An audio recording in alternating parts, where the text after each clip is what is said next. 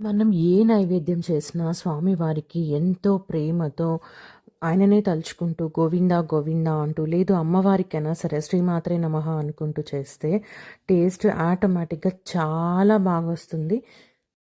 నైవేద్యం చేసేటప్పుడు అస్సలు మాట్లాడకుండా స్వామివారి స్మరణతోనే చెయ్యాలి. అప్పుడే టేస్ట్ కరెక్ట్‌గా వస్తుంది. ఇది నా సొంత అనుభవంతో చెప్తున్నాను. అందరూ మా ప్రసాదం తిన్నాక చాలా బావుంది, చాలా టేస్టీగా ఉంది అని అంటారు. ఎందుకంటే నా టాప్ సీక్రెట్ ఇదే అనమాట. స్వామివారినే తలుచుకుంటూ చాలా ప్రేమతో సాక్షాత్తు ఆ శ్రీదేవి భూదేవి సమేతంగా స్వామివారే మా ఇంటికి వచ్చి కడుపు నిండా భోంచేస్తున్నారు అనే ఒక భావంతో నేను వంట వండుతాను. సో, అందుకే ప్రతీదీ కూడా ఆ రోజు ఉప్పు, కారం కూడా చూడం కాబట్టి, కానీ పర్ఫెక్ట్‌గా తీపన్నంలో తీపు కానీ అన్నీ పర్ఫెక్ట్‌గా సెట్ అయిపోతాయి. నా శక్తానుసారం స్వామివారికి నైవేద్యం చేసి పెట్టుకుంటాను.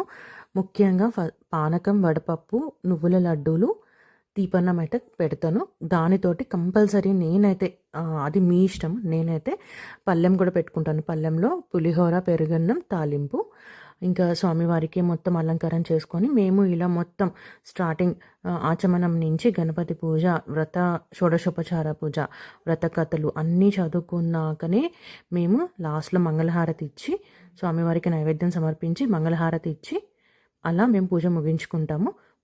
స్వామివారి 5 వ్రత కథలు చదివేటప్పుడు ఆ అనుభూతి ఎంతో బాగుంటుంది. మనం పూజ అంతా ఒక ఎత్తు, ఈ వ్రత కథలు ఒక ఎత్తు. అంత మంచిగా అనుభూతి వస్తుంది మనకి. నేనైతే ప్రతి వారం కలశం పెట్టుకుంటున్నాను. అది కలశం అలవాటు ఉన్న వాళ్ళు కలశం పెట్టుకోవచ్చు. లేదు ఇది కంపల్సరీ అయితే కాదు. కలశం అంటే అది లక్ష్మీదేవి స్వరూపంగా మనం భావించి పెట్టుకోవాలి. అది ఎవరెవరి ఇష్టానుసారం వాళ్ళు పెట్టుకోవచ్చు.